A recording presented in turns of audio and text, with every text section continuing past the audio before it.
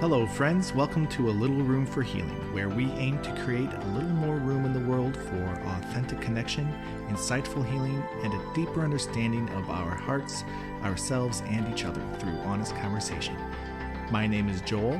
I'm a Reiki and 13th octave Laho Chi practitioner, a facilitator for deep healing, and your host. James Lavrakas joins me on today's episode. James is a psychedelic integration coach helping introverts and highly sensitive people move forward, heal, and make lasting change. You can find him on Instagram at the Psychedelic Introvert. Together we talk about integrating psychedelic experiences, importance of community in medicine spaces, and how some lessons need to be learned over and over again. I also share a personal story of one of my most impactful psychedelic journeys. As usual, we start with check-ins so we can be more attuned with each other. Come on in.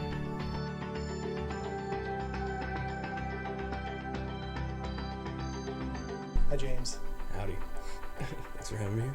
Thanks for having me here. I'm in your house, and what's the neighborhood again? What's the area again? Burbank, Sun Valley. Burbank, Sun Valley, out in California.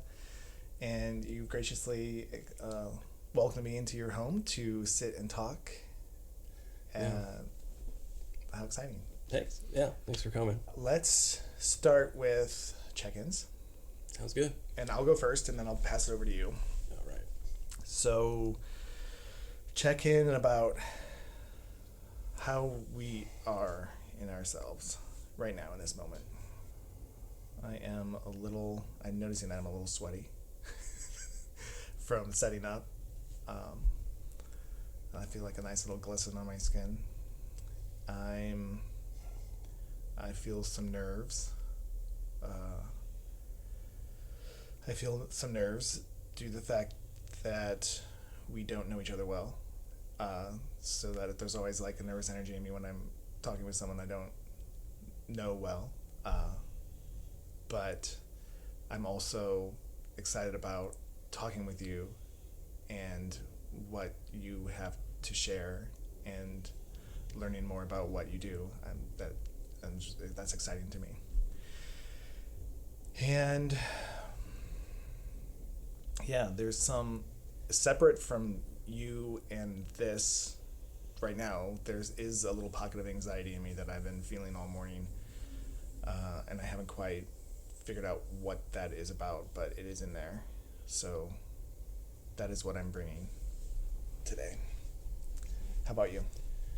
Yeah, feeling the nervous kind of jitters that goes along with kind of this type of thing, but looking forward to that kind of smoothing out as we start rolling into it. And also feeling like wanted to be, I'm eager or excited to be either vulnerable or open or kind of like sharing. So I know that'll be like a nice space once we get into that, and so I'm optimistic and looking forward to that. But yeah, thanks for providing that moment to check in. Totally. Thanks for your check-in. That feels good. I have it opened some space up in me. Your excitement about the vulnerability or anything that wants to happen. Yeah, that's cool. We have also guest stars. 2 cats and a dog with us that may or may not make an appearance on camera or making sounds. Right. So they are welcome. So let's just start off with talking a little bit about what you do. So take it away. So I work as a psychedelic integration coach. My specialty is working with folks that are more introverted or highly sensitive leaning, but most of my clients actually are probably just extroverted or ambiverted because everybody needs support. But in my head, on my journey, I'm like, I want to just carve out space for introverted people because I can lean heavy that way. Shyness also kind of shows up for me, so I know what it's like historically have been a wallflower or been in spaces that you're being quiet, reserved, and so when I'm in environments, even like ceremonies, like I'm kind of paying attention to who's like quiet, because they may not feel not necessarily safe with the format, but that the format has certain things that aren't allowing them to be fully themselves. So I kind of be mindful of that stuff, and that's again where my practice kind of takes me with just honing in on whether it's introvert or highly sensitive. But what psychedelic integration is, because kind of just in general, for folks that have no either experience with it or have an understanding with it, they think that they'll take a substance and then receive downloads and that'll change their life and then they're good to go. But what often is the narrative is that we see or experience profound change when working with a psychedelic, but we don't have any way of embodying that after the experience that kind of takes it home and nests it and allows it to grow, or don't have a way of watering that within ourselves. And the integration practice is absolutely the continuation of talking about that, keeping it alive, fostering what those lessons were, fostering what those feelings were, giving you actionable things, creating momentum in your life so that you are not the same person that you were before you worked with that substance or ingested that medicine, but you are now looking at a month later, 3 months later, 6 months later, looking back, and you see how far you've come with your own growth, and you're feeling very anchored in it. This is also the big thing. It's like the notion of understanding, okay, I have these lessons that have come up, but I'm now working with different tools, different modalities that allow them to really become a new normal for me of either talking about that stuff or interacting with that stuff or getting over that stuff. So it's kind of a wordy phrase of saying what's involved. Yeah. What when it comes to integration and psychedelics, I hear most often and also share most often that the work is actually after the ceremony. A lot of people may think that coming in and being with the medicine, that's the work. And it is work.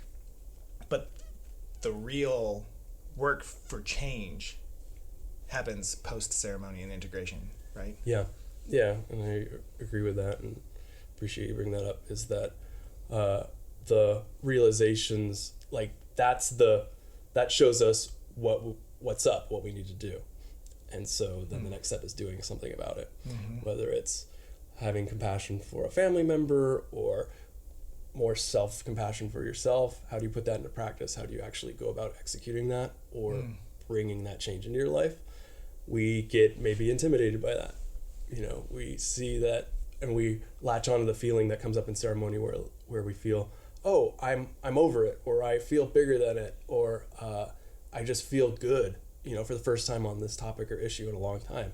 And then what happens is, for most of us, life with its dramas and its heaviness creeps back in and it weighs us back down, and we may feel differently about that, but we haven't necessarily done anything with it. And so this is creating or working with this other symphony of support that helps us maintain that feeling that we've had since ceremony. We're working with that medicine that again can sustain, even though those dramas of life kind of are putting weight on it. So we don't think that we need maybe that much support. Everybody's different. Some people may have just had it like a lightning bolt and that realization that they needed in ceremony and they're good. But other people, it's a big thing that's been opened up in them and it's not cleared out, or it's not fully realized. It's only a piece of it. And so they need to continue that healing, or they need to continue that growth with it. And the integration is that continued conversation with yourself and openness and honesty. Like the other big piece of this is you're being honest with yourself. You're not being performative, or you're not blowing smoke. You're really trying to sit down and say to yourself, commit to be in the state of what's the word I want to use? Not authoritative, but basically just be acting responsibly, or acting with awareness that you need to do something about this, and being wow, I'm blanking on the word.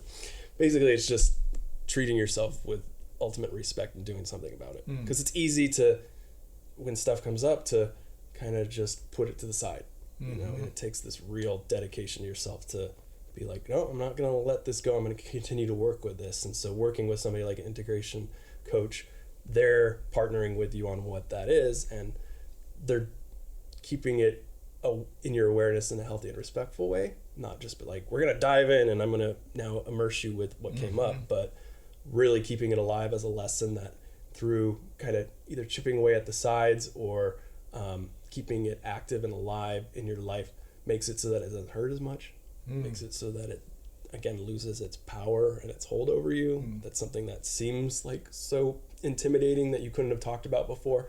Suddenly now it's a part of the conversation, and you find yourself being able to address it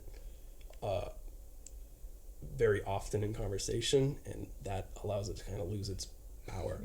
You know, I think a lot of these big intimidating things, especially around trauma, can come up where we don't want to say it aloud, or that keeps it in its power over us. But having a safe space to have comfortable and conversation that allows us to access different parts of it, again, makes it so that it's not bringing up as much as much physical anxiety or as much physical reaction, because we're starting to move the dynamic of where it had so much power over us to where we're getting a little bit more perspective on it. Right.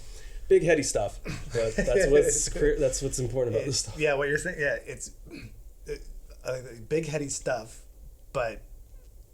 and it's about embodying, like actually getting into the body. And, just a couple things I wanted to say about what you were talking about. One is I've experienced both the shift that happens right in the psychedelic journey. That's like, okay, that's actually in there now. And more often, I've experienced a lesson or some info or a tidbit that I've received from the journey, and then had to do the work to integrate it, sometimes not successfully, and I had to relearn it and try again, and because integration is a practice among its in itself. Yeah, good point. Do. And then question, what would be some blanket, I know that integration is personal for each person, and as an integration coach, you're there to kind of like keep them in, but they're kind of guiding their own way of integration and how it working in like their relationship with it. And I imagine that you're just kind of like a cat with a ball, just kind of batting it back, keeping them in the zone. Yeah, it's interesting because it's different from, not to throw under the bus, but just talk therapy, where sometimes the conversation is like renewed each week, where they say, what are you feeling this week? What is this? My approach with psychedelic integration is, okay, these things came up in ceremony, these deep themes around abuse, abandonment, sex, around family, around just a variety of things. I, like you said, keep that in the forefront focus so that we're continuing to talk about that, so that when we meet again in 2 weeks, it's not necessarily where we picked off last week, but it's that, okay, you know, this feeling came up in medicine session. Let's talk about that. Like, that's the lesson, like these different themes, keeping them alive so that you can't, again, it's no fault of our own. It's probably just the human experience or conditioning, or just part of our biology that kind of just tries to move through things. This is the whole notion of also kind of married with the neuroplasticity, that we have kind of this 2 weeks where we're really kind of motivated and feeling entrenched to create new neural pathways in our brain. And after, let's say, a month of working on something, it becomes maybe background noise, and our mind is paying attention to other things. So I'm keeping that stuff in the foreground. So it's that again, that temptation that's no fault of our own, but to just move stuff to the rear view. It's like, nope, my job is to keep it in the foreground, or if a new theme develops out of that, keep it in the side mirrors. So that means that we're often juggling a lot of things, because medicine ceremonies or this type of work doesn't just always revolve around one pillar of a thing. It's many things that come up. But that's what is so nice about when you have a larger container of, say, several months, or for some folks just ongoing to do integration work, that you have time to get to everything. And then you find do another medicine ceremony, and that theme that has moved to the side now has had more onion layers revealed to it, where it becomes important again, but renewed. So you're now looking at it with a different either energy or lens, and you can go deeper with it. Before, you may not have known how to really immerse yourself with it, but that second or third ceremony adds so much depth to it that you can really, oh my gosh, now I see how I want to talk about this, or how I can love myself better around this. And so it's just, I describe it as the symphony. It's like all these different things working in concert together to get to really make your life just more come on board with you, more back to you. Yeah. The word that's coming to me in that is whole. Yeah. Whole. More whole. Do you find in your work, when you're doing coaching, it's just one-on-one, and sometimes you do group circles, but when you're really doing the coaching with someone, it's just one-on-one. Is it like talking about it? Is there a lot of going in and feeling? That's a good question. This type of work, there's so much of the spectrum of this. You can stay on the like clinical psychology lens of this, where we're just going to talk about things to death, and I find myself sometimes falling too easily into that trap, because it's easy to psychoanalyze, or it's easy to just deal with things that are thoughts. And the other aspect is the body and how it's participating, and how it can move through or heal or bring awareness to the mind-body connection. And so having in these sessions opportunities where we can go into the body is massively important, and is something that people have little experience with. So when you go there, they're either curious by it or like, whoa, what is this? You know? And so bringing that awakening for people is huge. Yeah, definitely. And sometimes it's even through just simple like visualization meditations. Sometimes we do boundary work where we're trying to separate or parse out, because relationships become so intertwined, what's my significant other's feeling, or what's a partner's feeling, or a coworker, or colleague, or friend, and what's me. So getting some kind of understanding of that separation of energy is a new kind of concept for people to experience, and gives them tools so that when they're out there in those environments and things get very, again, heavy quickly, that they can go inward and separate, okay, that's you, and that's what you're going through, and this is me, and now I can have a little bit more clarity or understanding of what I want, and how I can support you, or where we need to part ways, things like that. But that's a good point, is that this all brings people around to understanding their body better, getting more in touch with their feelings, bringing on a whole new level of emotional intelligence, understanding bigger things going on like energy work, even inside the body and outwardly, what's going on in nature.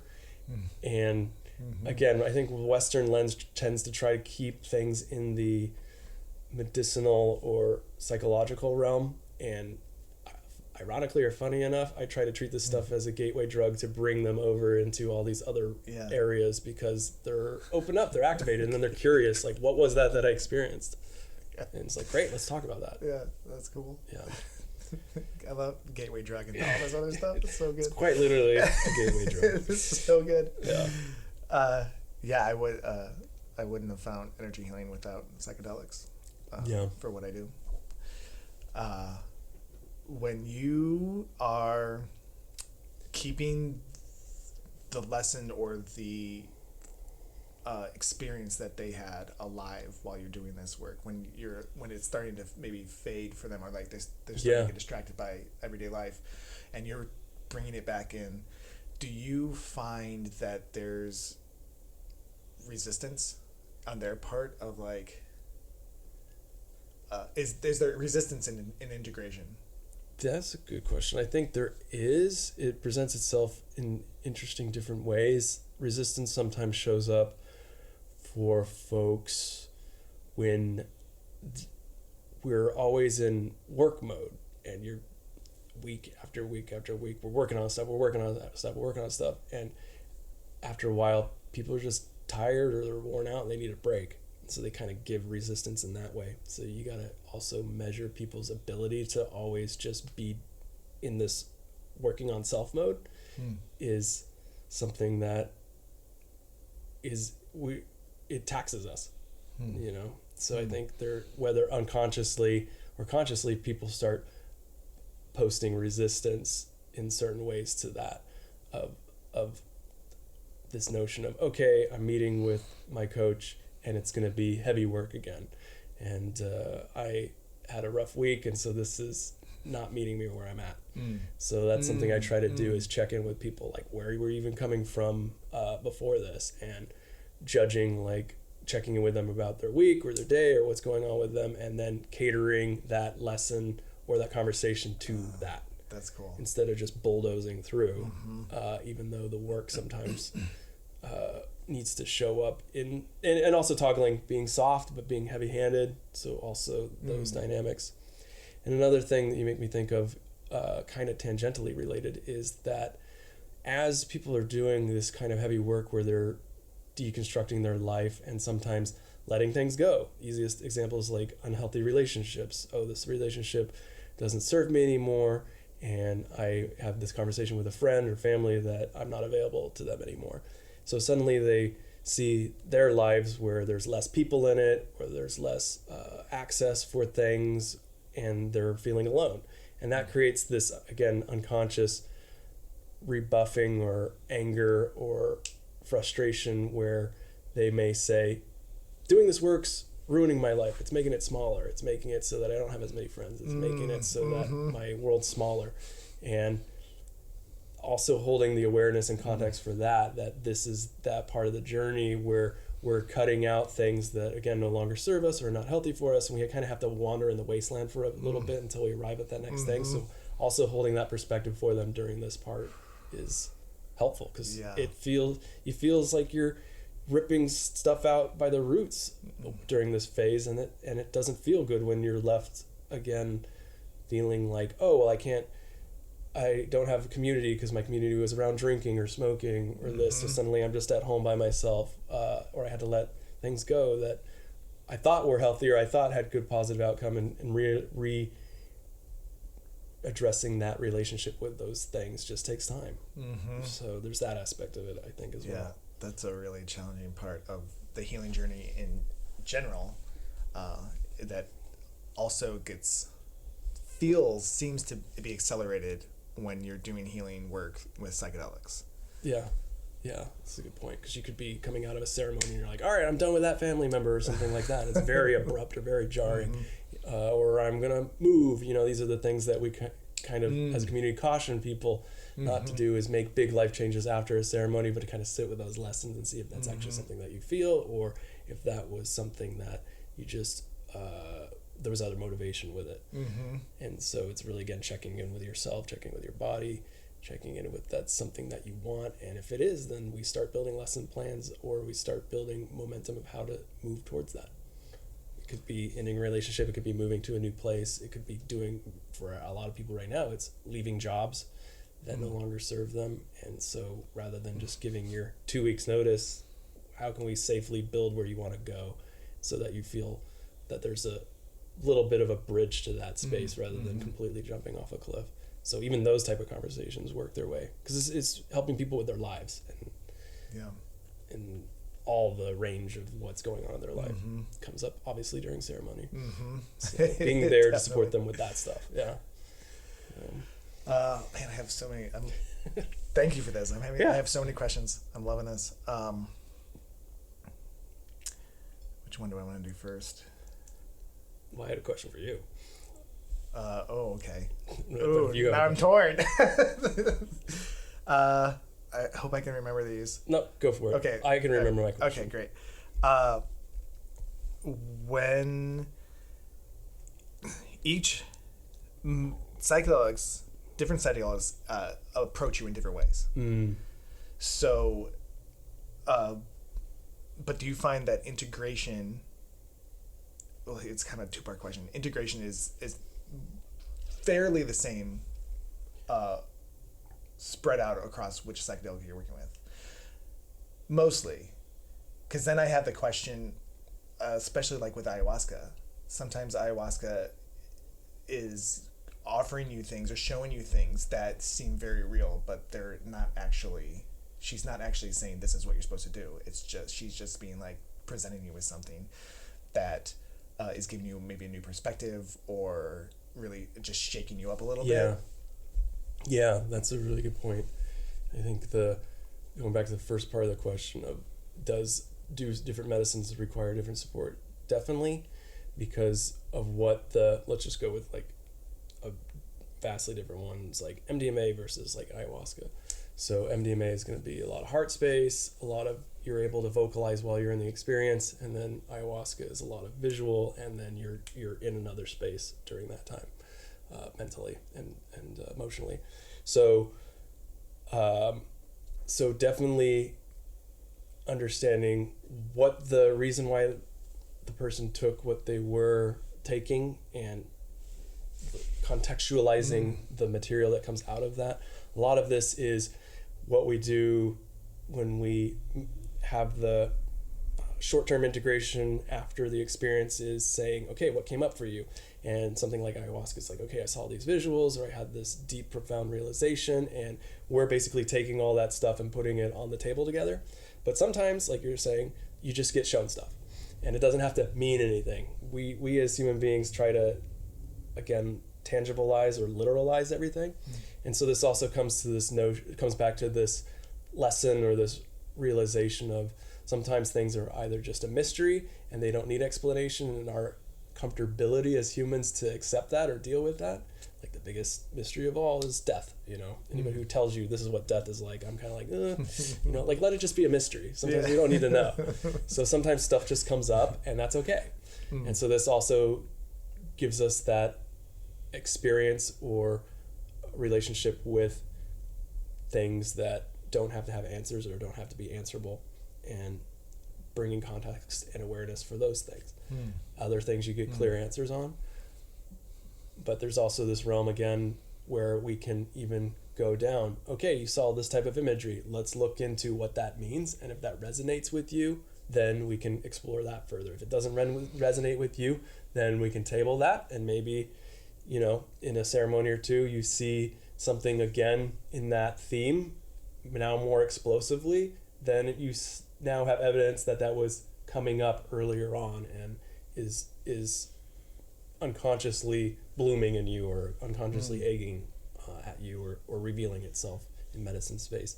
There's a lot of imagery that we can lean on over the millennia. Again, Jung has a book that's a collection of a lot of different imagery that you can look into, and easiest examples, things like tarot. Okay, I see this imagery, what does that mean? There's a huge lexicon of definition as to what we can associate the meaning of those visuals to. And so this is a little bit, again, dabbling on the mysteries of things. You can lean into things like scrying, you can lean into things like, okay, looking at this, what does this mean to me? And if this brings up something to me, that's the lesson. If it brings up nothing to me, then that's okay. So there's necessarily no right or wrong answers. I think, again, just people tend to say, oh my gosh, I saw this and it has to mean something, because we want to literalize it. We want to, again, tangibilize it. But this is having that overall education about that again of like, okay, sometimes we need to just treat things as passing by, and sometimes if it resonates enough or it's shown itself enough, then there's meaning there and you can follow that lead. It's kind of a long-winded answer for some of that, but everybody's different with it. I've noticed, and this is interesting, I don't have this, but I can share it with you. This is my own kind of like personal philosophy with this. I've kind of been studying where everybody's different. So certain people, their mind's eye cannot visualize things as strong as other people. So there's this test, I think it's aphantasia test, which basically shows you in your mind's eye a star, like a red star. And so when you close your eyes, you see this flat 2D star in your head, in your mind's eye, very strongly, and it shows you the picture scale of what those stars look like. So most folks that have very intense psychedelic trips, they can see that star very vividly in their mind's eye. For me, when I see it, I can barely see the star. Like in my mind, I barely see anything that I'm ever seeing. It's like barely squint through a fog. Like if I envision my spouse or envision my dog, it's a squint fog. It's like through a fog. And so that's going to affect my psychedelic experience because I'm not seeing things as strongly or intensely, whereas somebody who has a very active imagination might see a snake in ayahuasca and suddenly it's causing fear for them, or it's causing this emotional reaction that they're saying, okay, this has meaning, this is doing something. So it's also taking into account things like that, where you are in the scale, so that we can kind of put perspective on things. There's also other versions of this where some people don't have inner dialogue. They'll, instead of hearing a voice, see pictures and feel memories in order to kind of like have that conversation with themselves. So just hearing and learning how people's minds are different, and then when I'm working with a client, honing that down or understanding that better, like what is up with them, helps me understand how they're perceiving their psychedelic experience, which then kind of gives us information as to how they're, what we can lean heavily on, or what we can kind of treat as, okay, this is passing stuff when they're expressing what happened to them. So there's a lot involved, but yeah, I think that summarizes some of that. Yeah. Sorry. Sometimes I get like a runaway train with some of this conversation. I'm enjoying it. Give me all the information. Well, so I was going to ask to you was, did you ever have a big experience that showed up for you in ceremony that was like, okay, this is a game changer, like I have to move or I have to do something big? And I was wondering how you treated that. I've had a few. Okay, the one that's coming to me right now is a Syrian Rue journey that I took almost a year ago now, last May. Do you know Syrian Rue? It's Syrian Rue is it's like the Middle Eastern version of ayahuasca. It's made from a seed from a plant from a bush, and it's that tea is made from the seed, and then there's another mixture that's made with the DMT in it, and you combine them, and then you have an experience similar to ayahuasca, except the spirit is masculine instead of the feminine ayahuasca spirit, and he's a little more straightforward and doesn't play around as much as Aya does. So I was doing that journey, and right off the bat, I had the experience of it wasn't amnesia, but the experience of not knowing who I was. Literally just, I don't know who I am right now. I don't know where my base is. I don't know where my grounding is. And it was terrifying. And once I got through that first 15-20 minutes of just extreme fear, needing to be like, have someone hold my hand because I didn't know, I was ungrounded completely. And then when I was coming back in, the message that I was getting, the full body experience was that I don't know how to be in my family. That the foundation of my family is built on anxiety and fear, and I'm having a hard time relating to that. And I don't know how to, in my state of being prone to codependency, don't know how to relate to that anymore. And it shook me. And I was like, oh my God, I'm going to lose my family. Gotcha. Even just saying that, I'm like getting teared up because it's really intense. It's a really intense feeling. I'm going to lose my family. And then I spent the whole night the rest of the journey was me lost about who I am and trying to like just piece together. I had to have the person who was holding space for me. I had to have them. I go, will you please tell me some things about Joel that you feel that you know about Joel? And she like shared something that was like, okay, that feels like part of me. That feels like part of Joel. And when I came out of it, I was shook for weeks. Shook. Like I was like, I was like in a corner on a couch, shaking, scared, because it really rocked my soul. And I did realize that what I needed for my healing was to take a break from talking with my parents. So it was so hard to do, and I didn't do it lightly. But about 3 weeks after the journey, I wrote them a message and said I need to take a break because like this codependent relationship is hard for me. Yeah. I need to shift out of this, and I need to like ground in what I'm feeling. So I haven't been able to reconnect with them yet, but this last year has been one of the most intense healing experiences consecutively that I've had, where I'm working through all these things and like what it is in me that I need to fix or heal or release, all the above. Fix, I don't really like that word.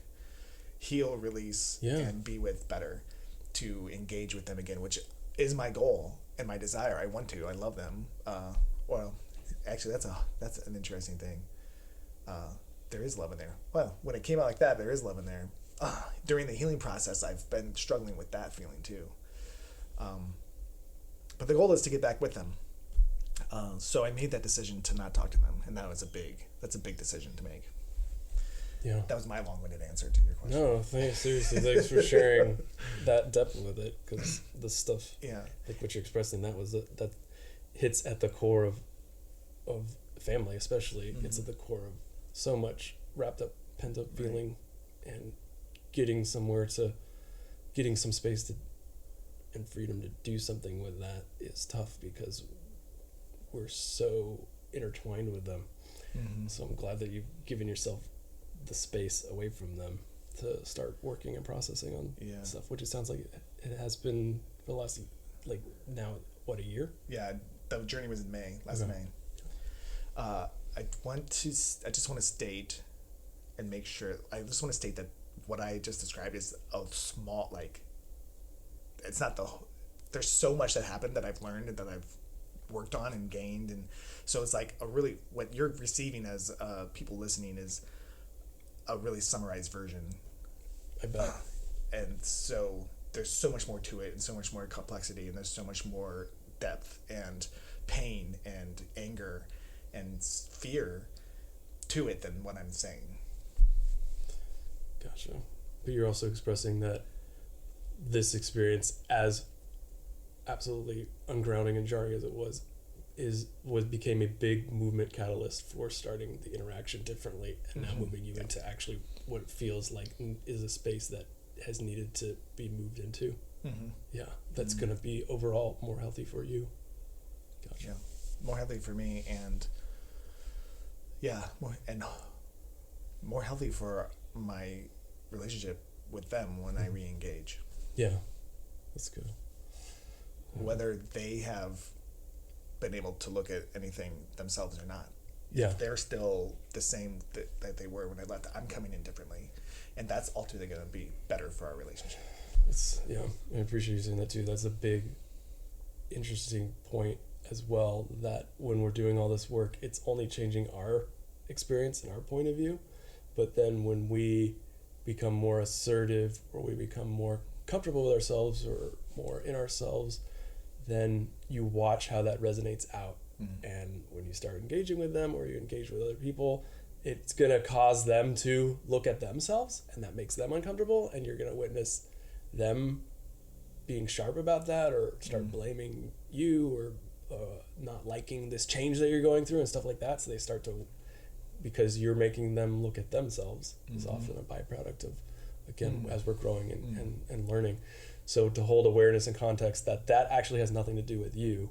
You're, again, blossoming and you're growing on your journey, but that's making them analyze and sit uncomfortably with things that they've either gotten away with or historically done, and now they feel not good about that, or they have conscious they're in tussle with that, so they have nowhere else to take that but back to you. Sorry, go ahead. I was just going to say, add to that, as my friend David has said to me before in this journey, is this isn't what he says, but I have been kind of trained to take on their feelings and hold their stuff for them. Gotcha. So what David, I love what he says, and I'm just going to lovingly give that back to you. That's yours. Yeah. And I'm not going to hold that anymore. Yeah. And that's kind of what is happening. Gotcha. I'm owning my stuff, and I'm going to give back to them their stuff. Yeah. That's good.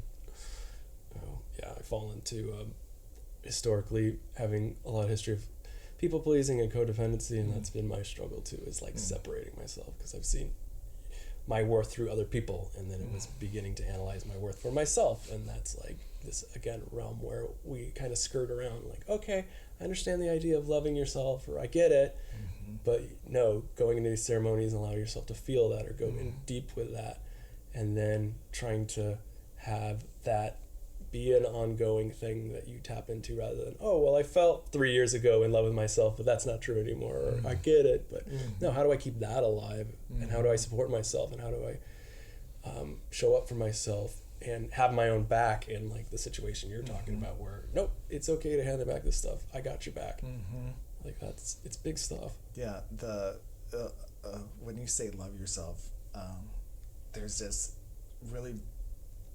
idea that, I mean, I'll speak for myself in this, but I feel like there's an idea that I think of loving myself, I'm like, oh yeah, hey, I got you, buddy. And then without realizing how hard and much work it is to actually love yourself, because to love yourself wholly means getting into the shadow and loving that, and then getting into this, what I've discovered just in the last couple months as I'm on this journey, is a deep well of fear. I am so scared inside, and loving the part that's scared is really, really hard to do. When I'm like, Mom and Dad, you were supposed to love that part, and I'm still looking for someone to love that part. Yeah. And now I'm realizing, oh, it's my job. Yeah. It's my job, and that takes work. Yeah. And consistency. Well said. Yeah. The work involved with loving yourself is so much easier said than done, because it can be so painful and sharp and filled with shame and filled with guilt and all this stuff. And like you're saying, like, okay, who's gonna, I'm looking externally for someone to love or validate that part. I think that's often why we go to medicine if we don't have somebody. I know during a Wachuma ceremony, San Pedro ceremony, I needed validation from the medicine as to who I was, and it provided it. And that felt fatherly, grounding of like, thank you for now, because you said that, I'm going to allow myself to see that, and then became the work of like, no, I can see this, and no, I am going to be that. But I couldn't arrive to there until it told me that. Was that something that when you got that information, when you got that experience on the medicine locked in, or was that something that it's like, oh, now I heard that, and then you've strayed from it and come back to it, strayed from it, come back to it, and like close the gap on actually holding it? For me, that one was a mostly kind of lightning bolt moment with the medicine, because I came in with an intention. Essentially, that one was for me, I wanted to feel comfortable with myself as a man, of like, okay, masculine and manhood, there's all these societal expectations or labels on this, and I don't necessarily associate or see myself sometimes in some of these, sometimes out of these, and so I needed to just sit with medicine and be like understanding myself as a man. And the message I got was, oh, you're absolutely fine the way you are, you're absolutely expressing masculine in your own way. And just hearing again that affirmation was release intention. Okay, I don't need to go questing out for all this external stuff, that it's here, that it's okay. And for some reason, it's just what I needed to hear, or how lovingly I needed to hear it. So that has lived within me since then. And there's been moments where I've kind of needed to remind myself, because again, there's a lot of external stuff on that topic, as with many topics that you kind of judge yourself against. But now I have that kind of like rock or that safety feeling that the medicine helped me obtain or helped me believe in myself that I can remind myself to go back to. So, yeah. I love that. Yeah, that's a good medicine for that one in my experience. Oh, yeah. Definitely. I have a really strong relationship with San Pedro. Yeah. Yeah, thanks for indulging me on talking about a heavy topic. Oh, thank you. It just so happens that I feel like we've come to the place of taking a energy healing break, making a little room for energy healing on you. Right. And I love that we kind of got to this vulnerable place right as we moved into it. Would you like to set an intention for your healing? This is going to be vulnerable. I would like to see if something can be revealed to me that I may not be aware of or may not know, or energy that's, something revealing itself. Because I think I try to, because I'm curious, I try to know so much, but I'm still, I don't know if that becomes a problem, is like always questing to, or knowing what I know, I get too focused on, and that sometimes keeps me from learning more, if that makes sense. So cool. Anything honestly revealed would be helpful. I know that becomes blanket vague, but that's actually for me the point. Yeah. So is that? I love it. That's it. I love it. Okay. I love it. What I'm hearing is, there's like seems. This is what I'm hearing. However it lands with you, is that there's a hold on the things you know, and sometimes that hold clogs up some passageways for new stuff to come in, and you just want to release that. 100%. A good read. Yeah. And it even happens for me, somebody who's aware of so many things that I can still logjam myself. That's I think I was even, who was I? Maybe I didn't say it to you. I said it to somebody earlier this week. It was the person I was with yesterday. Doing this podcast, I work as a healer. I hold space, I facilitate, I do energy work, and then I'm on here and people are seeing some of my mess, and then I'm like, oh, I wonder how that affects people looking at me as a healer. you know, I don't know. Not necessarily that's not necessarily what you were just saying, but I don't like perfection, so I like people that are still bringing their mess. It keeps everybody real. You know? So by all means, I totally appreciate and accept that. Cool. Yeah. Cool. So I love that intention, and I want to feeling together which would be the best modality for that, between Reiki and 13th octave Lahochi, and also not necessarily in regards to the intention, but what you are being drawn to, like what is actually you're being drawn to. Gotcha. I'd say potentially the latter. So be curious to explore something outside of Reiki. Oh, that makes sense. That goes with your intention. It's intuitively what I feel, so just following that. Do you do Reiki? I've had it done to me. I do not do it as a regular practice, but I 100% tell and affirm to clients that that's a place where they can learn more and dig in and experience. So, love it. Cool. Yeah, one of my collaborators on some of the retreats that we do, she's a Reiki master practitioner, so it's wonderful having her energy in the mix while we're doing this kind of work with psychedelics. So that's probably another great offering that you do just by you being in the space that you're probably not aware of, is like having somebody like you that's minded with that brings a whole nother awareness to the space. That's cool. So, thanks for that. Okay, let's do it then. Cool. We'll be right back after James's 13th octave Lahochi session.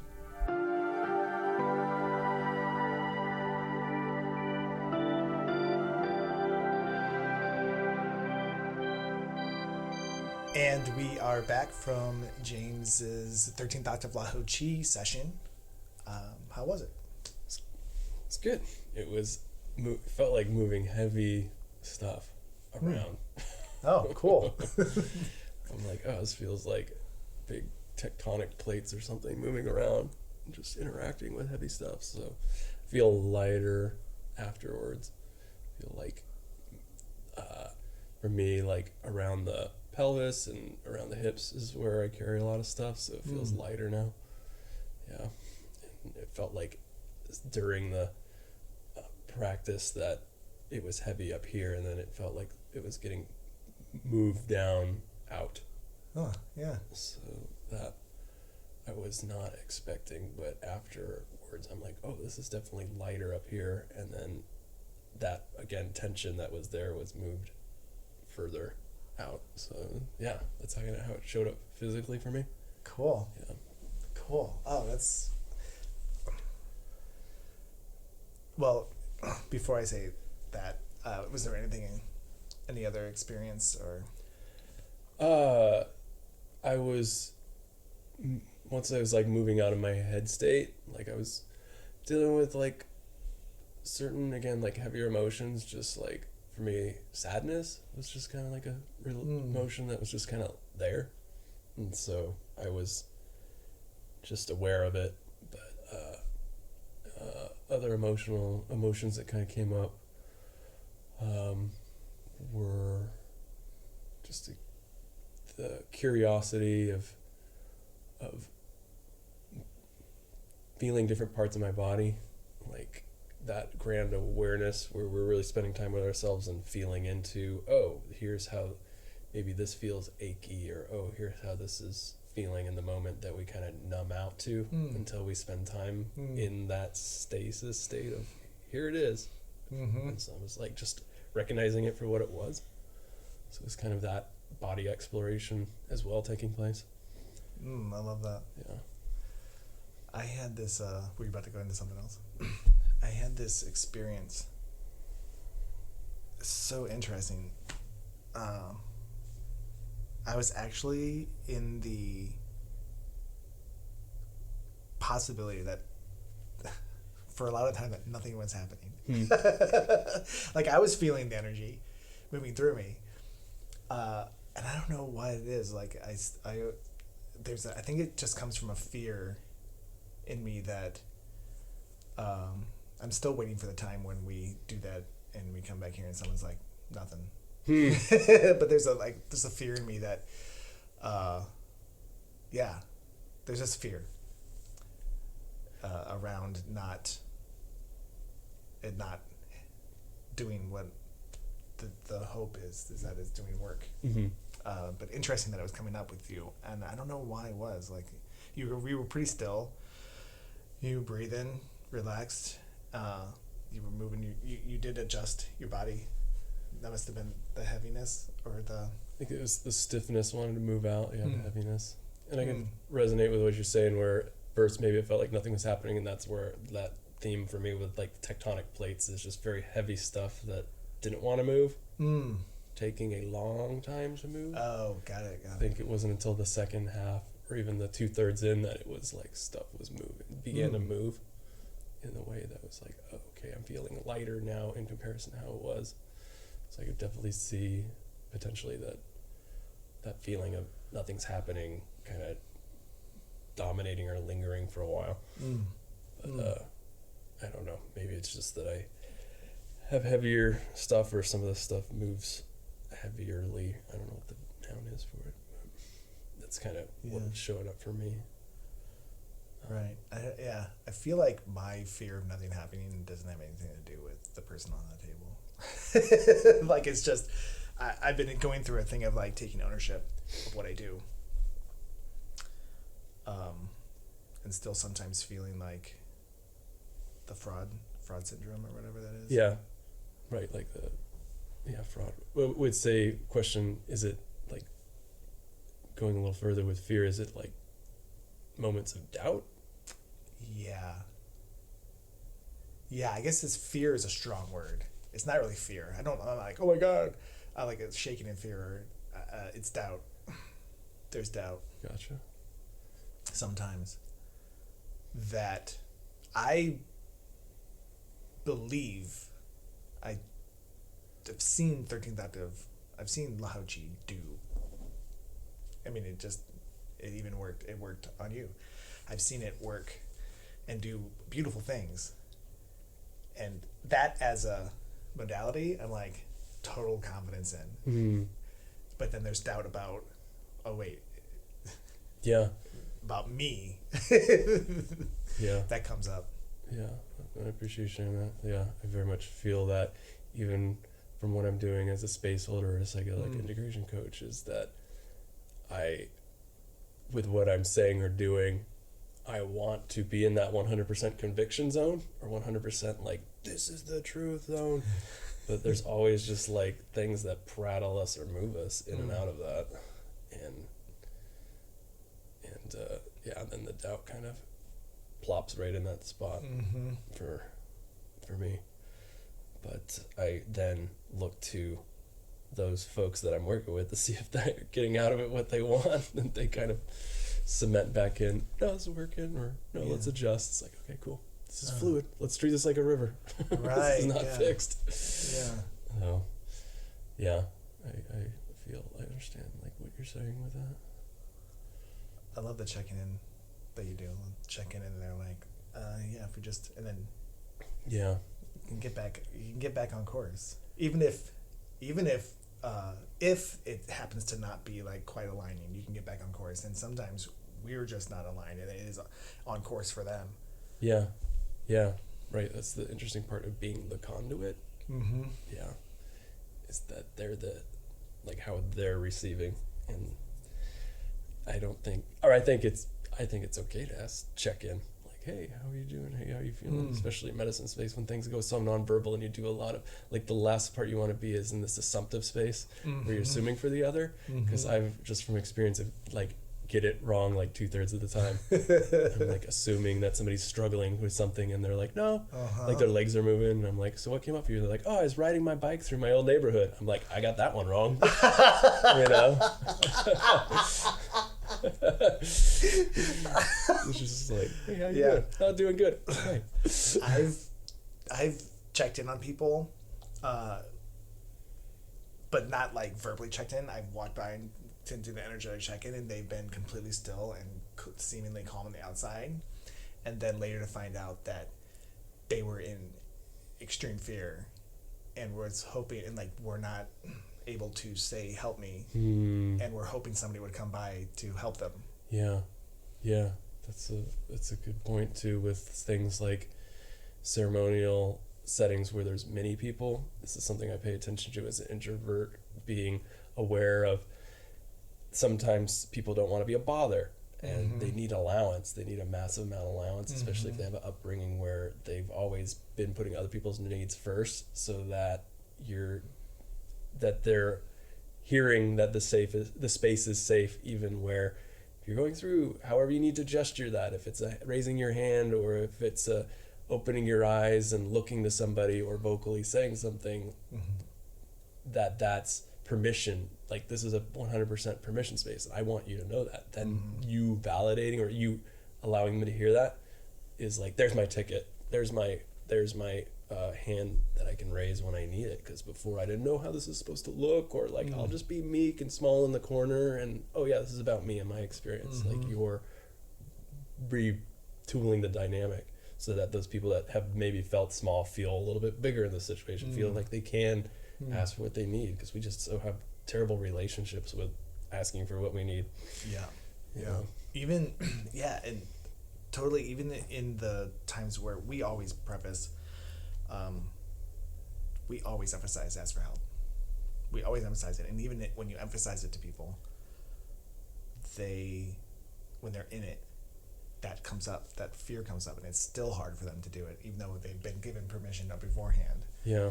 You know? Yeah. That's point. how deep that goes with people. Yeah. Seen that a lot with, like you're saying, and just for me, I've always, you're right. That's their becomes this obstacle, and once they get on the other side of it, there's potentially massive relief for them if they can get to it. So I just try to demonstrate as much as possible. I even had a ceremony where we were outside and it was cold, and I kept going around saying, like, you want me to throw your socks in the dryer?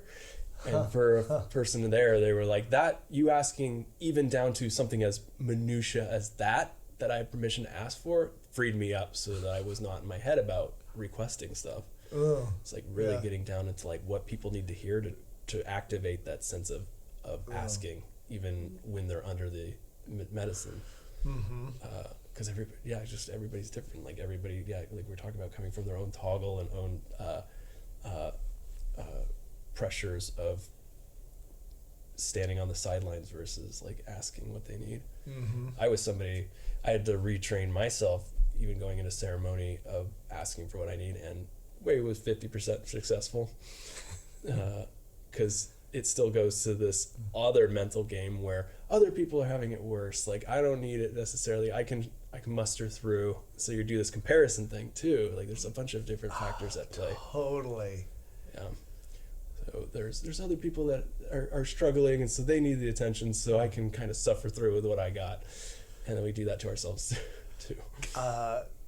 We actually, in the break, right before the energy healing, talked about a moment where you asked for something you needed. Yeah. And I happened to be a facilitator or a guardian at that retreat, and you asked me. Yeah, that worked out beautifully, where I was just sitting there and kind of figuring out what my need was. I mean, that's the biggest thing too, is when we're again measuring things against, okay, I'm asking for help, but then we say, well, what am I asking for? I got to figure that out first before I raise my hand. And in this instance, I was having a difficulty purging, and I had come to the conclusion that if I ate something, then it would make it easier. So then I raised my hand, and you came over, and I just asked very directly, like, give me fruit. I think you're even saying, like, what type of fruit? And I was just like, blueberries and this, no strawberries. No strawberries, yeah. And then you came back a couple minutes later with it in the hand, and I just took it, and it was exactly what I needed, because in a matter of like seconds, I was just able to purge right back up. Yeah. And that was such a fun moment, as awful as those things can be. But I was grateful for my own ability to assess the need, but then vocalize it. I think that's what kind of hangs people up. And I know that's historically sometimes hung me up, where I'm like, again, maybe opening my eyes or looking like, oh, they're too far away, or oh, they're attending to somebody else, or you just start even creating reasons why you shouldn't ask. And so then at that point I was just like, nope, put my hand up and go for it. And that, because you were there to meet that rewarded my sense of vulnerability in that moment, so that now I'm more brave going forward. Because that can also be like a trigger, traumatizing moment, is when somebody's in that vulnerable state and they ask and no one's there to receive. And I've heard stories about that too. And that's more stuff that has to be worked through. Because the perfect pairing would be, if there's 20 people, there's 20 people on call, but it just doesn't work out that way at all. So we have to kind of manage where we're at in the moments. And then this is another thing with integration, is that we do a lot of prep work so that you can be there for yourself in some of those turbulent moments. What are some of those tools that you can rely on yourself? How do you, again, express what your needs are, or be able to ask or look for that? But even within the moment, if you're feeling elevated, how you can downregulate yourself, how you can rely on different things for expression. There's just a lot of quote unquote tools in the toolbox that you can bring into ceremony if you need them, versus how a lot of folks come in, which is just, they don't know, so they only are told or have a preconceived notion how this should look. Yeah. And with a lot of the stuff, they might hear scary stories, so unless they're in their head having a scary moment story, then it's not that bad, so they're just gonna muster through what's happening to them. Well, that invalidates what's happening to them, and so they should absolutely speak with where they're at. It's like giving people that larger perspective, so that they're like, okay, thank you for giving me, again, permission, or thank you for giving me an idea of like what this can look like, so that in that moment when I don't have words, I can still get out signal or get out a sign of that I'm going through something and need my hand held, or need somebody to just check in on me, or need fruit. Yeah. One of my favorite aspects of a psychedelic ceremony container is this atmosphere, cultivating an atmosphere where everybody's personal needs are important. And it's like you leave the outside world where it doesn't feel like the case. And then you come in and all of a sudden you're in this new space, and the encouragement is you first. Yeah. Like, as a facilitator, I want every one of you who are coming to participate to take your personal needs as the numero uno thing to care for. Yeah. And we'll take care of managing how it all works out. Yeah. That's beautiful, and also a big task. Yeah.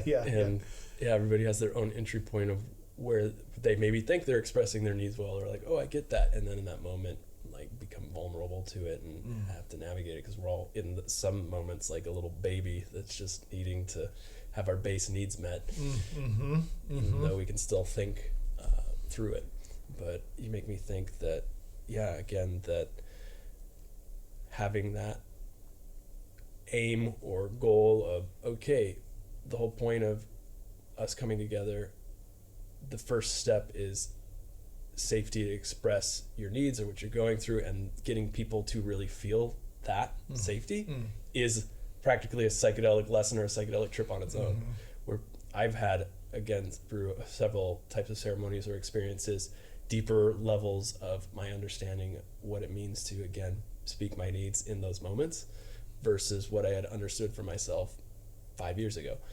Because each time there's something different that comes up that, again, you think you can muster through, or that you think, oh, I can be self-sufficient, and the medicine or the situation it pokes you along to say, no, I'm trying to teach you a new lesson with this. I'm trying to evolve your, again, sense of self-reliance, or this kind of thing that we have in Western society, like this rapid individualism, and go back to community think, go back to how things used to be, where we can rely on certain people within the tribe for different aspects of healing or growth or safety or wisdom. And within the ceremony, you can find those people too to fit those archetypes that you need. Like, I latch on to like typically 3 or 4 people, and it's just like they're each have their own kind of like aspect that I'm drawn to, and they're part of this experience as well. Like, they help me contextualize the medicine, and they help me experience and bring out different depths that I may not have been able to get to on my own. Yeah. So I can distinctly think of like 3 people from the ceremony that we did that it would have been a completely different experience if I hadn't had access to talk with them or process with them or just even sit next to them, because their energy, you know. So that's what's so beautiful as well with the community. Yeah, there's so many beautiful aspects about the ceremonies, the psychedelic, the retreats. Everybody who ends up at a retreat is there for a reason, and not just for themselves. They're there for a reason for someone else too. Sometimes I'm at a retreat as a participant, even as a facilitator, and what somebody's going through is, and how they're getting their lessons for that, is a way for, like, something from that comes to me, and like, oh, I need that. I need that too. Like, I'm having my experience and I'm getting my messages through the medicine. Yeah. But the message that you got for yourself through the medicine is actually also something that my soul needed. Yeah, that's beautiful. Yeah. I riffing off of that, like, this is the evolution of this kind of work that I believe in, is that at a certain point we not necessarily learn all we can learn from the medicines, but it shifts energy to where the people are the medicine. So where like what we're doing right now, like this is where I feel like a little bit of activated medicine space, because like what we're doing is like we're in this medicine space together, whether we know it or not. and being able to see people as those opportunities, or be able to be in that heart space or mind space or energy space with them, and that lesson exchange or that just humanness exchange is like where this all takes us, is to be in that, more of that. Amazing. Yeah, totally. You step out, so like, it's such a training ground. It really is just a training ground. And then we go out here and like, I totally feel dropped into some sort of medicine space with you right now too. And you go around, everybody you run into has the potential of being some sort of medicine for you. Either if it's a small dose, if it's a big dose. Yeah. You could micro off someone. Yeah. This person's teaching me about tolerance right now. This person's teaching me about anger issues. Yeah. And I love that. No, it's so true. I think something that we were talking about during the break that's similar is that a lot of what I end up doing in integration work is re-educating people around concepts that we think we're all on the same page on, but we're really not. Empathy being a big one. So what does it mean to have empathy? Well, a lot of people model after, again, their parents, that love and affection, or friends. But when we get out and we want to earnestly try for other people, how can we learn and steepen our sense of empathy and cross that empathy gap, so that we're listening, so that we're curious about people, and having those deep conversations around this topic help people go further next time they're in that interaction. And then again, ripping off the theme of people as medicine, allow them to deeper tap into that medicine of that person, because they're being more curious, they're asking more questions, they're really trying to put themselves in that person's perspective and feel what that person's experience was and learn through that experiential piece. Yeah, that's so good. Yeah, so just the notion of, again, all these things, that checking in with people. What are your thoughts? What are your experience around discernment or communication or empathy or even love? Like, I had a client who I would just talk about love, and he said, James, I got to stop you at a certain point, because I had a family where we were not affectionate towards each other, a very traditional Korean household. Like, I would barely get any hugs. And so when you talk about love, it's a very foreign concept to me. I don't understand it. And so I was saying, thank you for like bringing up that we're not on the same page about this. So let's spend a next long time talking about this, exploring this, and maybe even next medicine session, let's pick a medicine that's more appropriate to bring that feeling up, so you can really connect with this. And then now you have not necessarily a frame of reference, but you're rebuilding your life from like a truth. You know? So that's really what this is, where this can take us. That felt really good. Yeah. To hear that. Yeah. Heavy stuff. Yeah.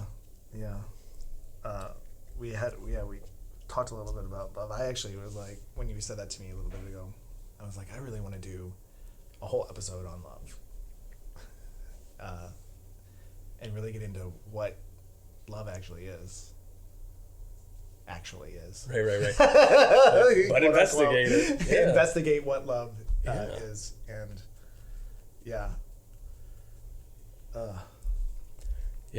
what I love too about, again, bringing the psychedelic experience as a lens for life is learning about our multifaceted being, and whether it's through emotions, from expressing joy to timidity to fear to loneliness, getting more in touch with that circumference or full expression of us as human beings, to understanding what gives us wellness and joy, or gives us wellness in that we feel like we can go through life and be full. So if our home is safe, if our mental state is safe, if our emotions have been fully expressed, if our lifestyle is fitting, not just thinking, okay, this is all mental health, I have to take care of the brain, but all the other symphony of stuff that goes along with well-being, and paying attention to that stuff, because people have to be not necessarily told, but re-educated, re-reminded that all this other stuff's at play. It's not just one thing.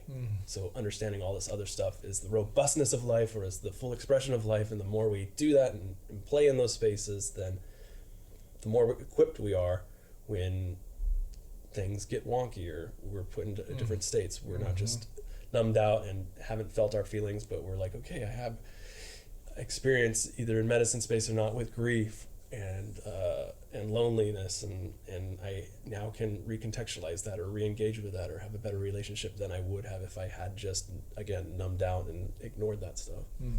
So it's being, all this is brave work.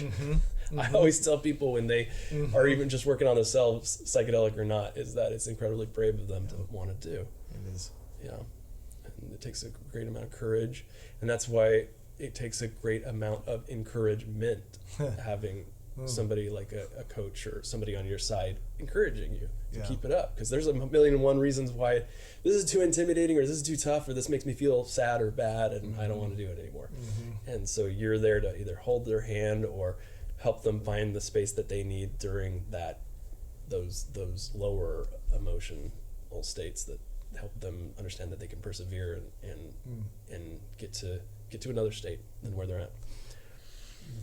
Okay, question for you. What brought you into healing and B into the work that you do? That's a good question. I'm trying to parse out the difference between the two. Healing, my own healing, I was brought into it because relationship with my wife, and that relationship was hitting a head, and I was being made aware of stuff that I was doing that was detrimental to the relationship, and I didn't want to give up on it, so I wanted to do the work. And that became, relationships are obviously mirrors to ourselves, so that became a big mirror back on myself of what I was doing, how I was treating myself, how that then bled on to how I was treating others. Things like control, judgment, patience, all those kind of lessons, but also self-love and going deeper with that. Really kind of recommitted myself. In 2015, I began work on myself, and then that happened to involve psychedelics. I think that was the big push of this before and after moment where you spend time in a medicine state and you come out of it and you're realizing maybe for the first time there was a profound shift that just occurred. I feel different now than where I did 6 hours ago. And for me, it was like, there's something there. There's something to that. I came in through like a recreational kind of festival avenue, but beyond just taking it for fun, again, I'd leave those experiences being like, no, I was able to communicate what's here more. And so I need to follow that where it goes, because I had kind of grown up, not necessarily too traditional, but again, just thinking like the male has to be the breadwinner, you got to get the house, the wife, the car, the kids, stuff like that. And then realizing later on in life that I didn't want that journey, but I was still cramming myself very hard into that journey. So I had to back off and then go into the space of, I don't know who I am, for like a while. And then that's where, again, spending time in medicine space was affirming, oh, this is you getting closer back to you, and really falling in love with myself, or really giving a damn about myself, or caring about myself, and feeling that, rather than just, again, doing this logical stuff of like, yeah, I know I love myself. Yeah, I get it. It's like, no, like, you really need to be able to access that and tap into that, because when you're good for yourself, you're good for other people. So it's going to start helping and resonate out. I think then that became the thing that pulled me into the medicine work, was that when it started resonating out, people were saying, oh, I feel this, or Jamie, you're showing up, or the way you show up, holding space for me, or having conversation with me, or allowing me to explore or express deep stuff that I don't have any other friends, or we don't go that deep. Then I was getting, again, reflected back that I was doing something different or well, or that was helping people. So I kind of like kept tugging on that thread. And then just through my own personal interest of, again, the work that I'd done with psychedelics, I realized that this realm was something that I just enjoyed spending, not necessarily time in, but time around. I was then introduced to all these other modalities and psychology, philosophy, just all this stuff that builds up into how you can really touch and affect people on the daily. And so it just kind of naturally played out that way. But again, just getting enough kind of feedback from people saying like, no, I like your, it's simple. It's just like, no, I like your energy. Like I got feedback about that this weekend, and it's just still kind of like jars me. It's like the operational doubt of whether you're not, knowing or not, you're putting that out there. It's like, no, it's being received. And you're like, oh, okay. Oh, okay. Cool. Oh, good. So, so that's that. To me, that's the simple affirmations for where I'm at. But it's been a journey. And it's been an ups and down journey. Yeah. So, but yeah, there's a saying we did in our work when I was learning integration, which is that we gotta own our mess, and our mess is our message. So it was really looking into our history and what's happened to us, and we could be ashamed, or we obviously, like as we're doing work, healing from it or growing from it, but seeing why that makes us a unique voice, or why that makes us special, or makes us able to help people that have been in a similar boat. And that's again the power of empathy. When there's nothing more validating when somebody's been through something similar that you've gone through, and they're like telling you, no, you'll be able to get through this, or no, it'll be okay. Then you're feeling really held, or you're feeling really witnessed. Yeah. So yeah, it's been good. I enjoy it. To sum it up. Sum it up. It's it. I like it. You actually changed careers to start doing integration work, right? So was that moment a challenge? Was it hard or were you just like, this is it, and totally gung-ho?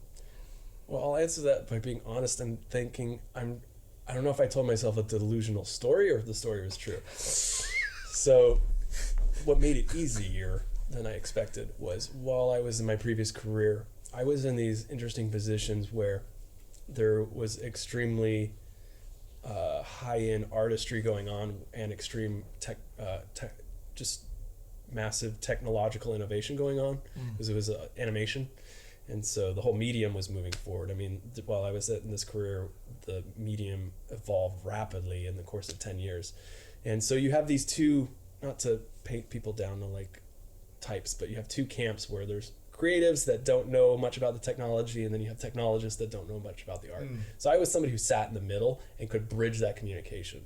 So for years, I was always communicating between different parties and helping them talk to each other and helping them hear each other and helping them have a seat at the table that they might have not had a seat at. So I was building bridges. So when I left the studio and became working in integration, it's that. You're still marrying and bridging people to different aspects of themselves, or different relationships to things that they may not know, and you're educating them. So I found that mindset still just easily adaptable into this space. And then the other aspect was that through the art that I was doing, I now see people as my art, because we're crafting the life that you want, or we're bringing all these different elements in and doing this creative outcome for yourself. So seeing people as this creative expression, or not necessarily a blank canvas, but just a lot of different elements that want to be moved and worked and reimagined, it's still a very creative experience. Yeah. So I still get fulfilled with that. Amazing. Yeah. Oh, that's amazing. So yeah, I don't know, again, if that was, I lucked out that there's so much similarity, or if I'm like, it's kind of the same thing, but I haven't had a day where I've felt like, I do feel like the doubt like you're talking about, but I haven't felt a day where I'm like, this no longer gels with me, or this doesn't feel right. I wake up every day and I'm like, no, this still feels good. Like, and I feel like that will continue, because it's still honoring pieces of myself, and honoring pieces of myself that I do well, or you're getting the best of me. I'm not trying to force too much. And I think the other aspect of this makes me think is, again, going back to the introvert or highly sensitive piece, why I bring that in my practice is actually permission to me to show up as an introvert and show up with sensitivities to the discussion of who I'm talking to. And also, like, if I'm working with somebody, it's like, okay, I need like a minute to think about what we're talking about. I don't have an instant response for that. And they're aware, because we've set the container that I'm an introvert or whatnot. So that gives me permission to show up in the way that I need to show up instead of me trying to make myself into something else that I'm not. So it's kind of like a reversed engineer thing that helps me out as well.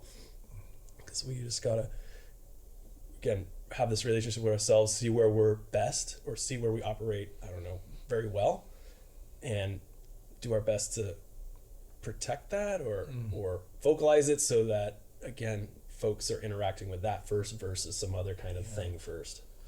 Yeah. What a blessing to be able to set the container that you can work best in. Yeah, it was a privilege, and I'm grateful that people resonated with it and responded to it, and they're, again, able to be seen and witnessed and accepted for who they are and know that there's nothing wrong with them. And then that gives them a really, really good grounded space to be building off of. So, yeah, it's interesting. When you said sometimes there's doubt, but that you still feel good about what you're doing, like that's my experience as well too, which was what makes the doubt confusing and almost even harder to be like, or the doubt comes in, but I'm like, but I really love this. It feels really good to do, and there are responses. There are positive responses around me of what I have offered. And then the doubt comes up. It's like, what? I don't understand. Yeah. You're getting the positive reinforcement, and you're loving it, and you're enjoying it, and you wake up and you're like, I want to do it. And then the doubt comes in. It's so interesting. Yeah. So I've had mornings where even after I've had a successful session with a client where they're gone where they need to go, or brought up a bunch of things that are really informative to them, and I've woken up mornings and I've been like, what the fuck am I doing? Like, I shouldn't be doing this anymore. Like, this is like, who am I to be working with people in these deeply personal spaces? Like, I don't want to fuck with anybody. I don't want to mess anybody up. Like, this is a space where you're extremely vulnerable to bad stuff kind of impacting you. And so I treat it very, very seriously. And so it's also finding myself in those low moments. But again, the next morning or later that afternoon, I'm like, but I still feel like this is right, or I still enjoy doing this, as heavy as it is, but I'm still also trying to bring, again, maybe seriousness or awareness to, like, no, this is heavy stuff, or this is deeply personal stuff. So still treat it with dignity and still treat it with the respect that it needs. Don't ever take it for granted. Don't ever just think you can preach from the mountaintop. Like, you know what, you're like, it because it worked for this person, it's going to work for everybody. It helps bring me down. It helps humble me out of like, no, we're on this level with everybody. Let's still stay down here where it's more just human or real, or where meet people where they're at. What I love about this too it made me think of something else. Great. Is that this is all massive re-education for me on all the stuff that I'm talking about. And as I'm going deeper with a client, I'm like learning stuff as well. And so I'm really grateful for that as well. So that I am keeping all this stuff as a constant reminder for myself. Because it's not, I think this is the big, and I don't think anybody's saying this, but this is the biggest fallacy. It's like one and done. It's like, okay, I learned that, I'm done. Yeah. No, this stuff, I don't know if it's the human mind, some of us better than others, but it fades, you know? And so we have to keep it alive. Now, it's daunting to be like, okay, there's 50 things I need to keep alive in my life. It's going to, just because of our capacity, only be like 1 or 2 or 3 or 4 things. But we got to be, again, not so hard on ourselves if we've forgotten or don't do things as well and then trip up. And instead of meeting it with, oh, you're so stupid, why didn't you know that? You should have known this. You already knew this. It's like, all right, it's time to pick up that lesson again, peel that onion layer and go a little deeper on this, because that's just what's up. You know, it's the self-compassion shows up in like that space, massively important first. I just had a moment with my therapist on maybe like 2 or 3 sessions ago, where I was like, how many times do I have to learn this? How many times do I have to relearn this? And he goes, 1,000. Just like throw out an arbitrary big number. Big one. 1,000 times. And you're on like 15. It's like that. Yeah. There's some, what's it called? There's the dualism of that is like daunting, but also relief in that. Like, okay, I don't have to worry because it's just like what it is. Yeah, I didn't mess it up. Yeah. I didn't mess it up because I didn't take it in that time. I took it in, and a piece of it stayed. And then when I take it again, another piece will stay. Yeah. I feel like all this pulls us towards, I guess it's Buddhist philosophy or a couple of different philosophies, but as we have more experience with this, have more experience with stuff, it chills us out. And so we then get into more of a state of meeting certain things with indifference or not attachment on it. We just like accept it for what it is. And that's kind of the, again, a grand lesson or grand realization. But I think that's why what happens when we're faced with so many things is that it slowly has a positive chipping away with that it dullens its hurt on us so much, so that when it shows up, and then we work on our self-compassion or our self-understanding that this is kind of what it is. Then when it shows up, we don't beat ourselves up so much. So we're just like, okay, whatever, it happens. And that's a good place to be operating for yourself, but with others, because people are always doing stuff that can be triggering to you or make you show up or activate something in you. But then when that starts, they do that, and you meet it with, again, a different reaction, then that's interesting. You're like, oh, I'm having a higher tolerance or whatever. When I experienced that, I've had the experience of being like, it's like, whoa, what just happened? That was cool. That was cool. I just met that with a different reaction. Yeah. It sounds simple, but the big one I had, the just easiest one to think of, is traffic. Like getting cut off. Like I had somebody cut me off, and before I'd just be like, ugh, ugh, ugh. And then one day it was just like, no, whatever. Like that person has to get where they're going, or they're in a hurry, or I didn't take it personally. We just put ourselves in so much main character syndrome with things. And when you kind of get away from that, which psychedelics help do, or just getting more perspective of our place in the universe and in nature, then you really either meet it with, again, indifference or compassion. You just bring in different emotions than what we have historically gone to or reached for. But that's only because I think we, again, have been raised where we only have one tool in the toolbox, and we just reach for that thing. So this is all about learning other things to grab for. You know, what I tend to talk about with folks is that this is giving us pause or patience in the moment between when something happens and reacting. Like if we can give ourselves a second, 3 seconds, 5 seconds, 10 seconds, whatever. And some months we might have 10-second pause and then back to 1 second, whatever. That's just because that stuff that month was gnawing on us more. Life is fluid, and we have to hold, again, compassion for ourselves for that fluidity. And some months are hard, or some weeks, or some hours. You might have come off of a medicine session and felt really good, and then the next day something happens and you're dragged back into the drama. And you start beating yourself up because you're like, I felt so good 3 days ago. Well, you had a massive assist. Why that is. And so how can you, again, hold compassion for yourself in this moment of like, okay, stuff's tough. It's okay. I'll get through this. And it's not a reflection of how I am or how things are. It's just that I'm aware that this is what's up at the moment. And when it gets more fluid, we'll build back, or we'll do the work again, you know, or we'll just continue the journey. That's one more thing that I want to highlight before, as we are coming to a close, that the importance of the integration.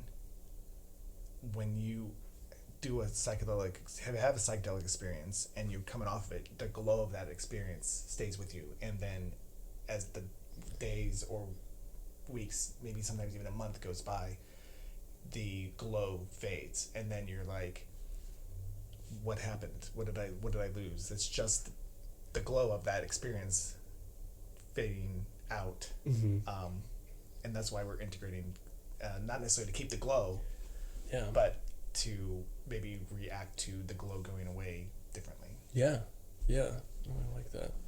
I think so. Holding on to the glow, that again, just what the integration stage does is it helps us know that if that phase goes away, that we're still taking what that space tapped us into and letting that live on and carry on. Because the reality is that, and this is where maybe people have different philosophies, but my thoughts on this is that we're not able to stay in that glow state all the time. Like it's almost delusional to think that. And sometimes when people go into psychedelic states, they fall so much in love with that because life has been so hard that they want to stay in that space. And sometimes you encounter that where it's like psychological addiction or continually trying to stay in that state and again not want to come back to reality. So we have to remind people that we have to come back down, that things kind of get again heavy, and we're holding again more self-compassion or armor, choose your metaphor, to get through those things. But having those opportunities to sit in medicine space gets us really clear on who we are, what we care about, what we're dealing with, and gives us the encouragement or energy so that again we create the system of assist that helps us persevere, continue to persevere, and help us build the life that we want ultimately. And that's just it, not in a negative way, but it's just like that's kind of just the way things are. You know, we cannot stay in that elevated state for long. We cannot keep our heads in the cloud the entire time. We got to come back down. And so it's like how we deal with the coming back down part that is really the math or the challenge or the work, obviously. Yeah. So, yeah, I think that kind of answers what you're bringing up. Yeah. Speaking of coming out of the glow, I have there's a strong desire to I feel dropped in. There's a strong desire to stay in that dropped inness, but I'm also feeling like this might be a good time to ease out. Gotcha. I'll give one space for if there's anything else that feels like wants to come out of you while we're sitting here. No, just riffing off of that, I think I know I'll probably crash later today because this is again like elevated state. So you're right, like all of me is showing up, which is good. But I feel like we could keep talking for a while. Yeah. So it's just so much that happens in this state. I think just the last, or leaving people with at least an encouraging thought, is that again, going back to what we said, everybody's different. So figuring out what is unique to you, and also getting into finding the others in that realm.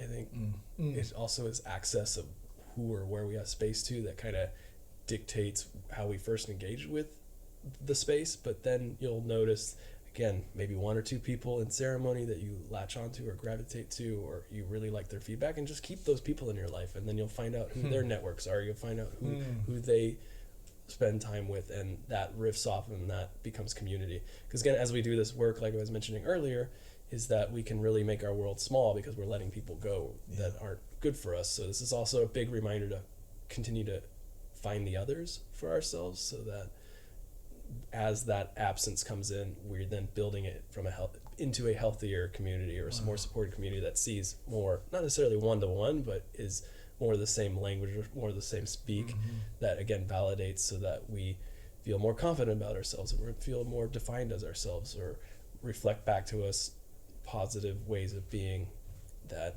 help us just continue that growing path. So just speaking to finding the others is a big aspect of the community, and you can do your healing alone, but engaging with the community aspect is 100% also another important piece of this. Yeah. So it can be intimidating, but it's also just is again, you can build it at your own pace, or you can find the others at your own pace. And before you know it, like after a year, you'll be like, oh, I have one or two or three like trustworthy people, or people that I can go deep with, or that I feel myself talking about or to, and that's huge. That's big. A lot of people don't have that. Big. Yeah. Super important. So it just makes me think that goes along with all this as well. Yeah. So, yeah. Thank you. Thank you for adding that at the end. And thank you so much for joining me and sharing your thoughts and insights and wisdom. I thoroughly enjoyed this conversation. Me as well. Yeah. Yeah. And maybe someday we'll do another one. Yeah. When you're back out here, you might be back sooner than you know it. Yeah. Awesome. Much gratitude. And to all of you out there, my invitation is to make a little room for healing in your lives, and I look forward to seeing you next time.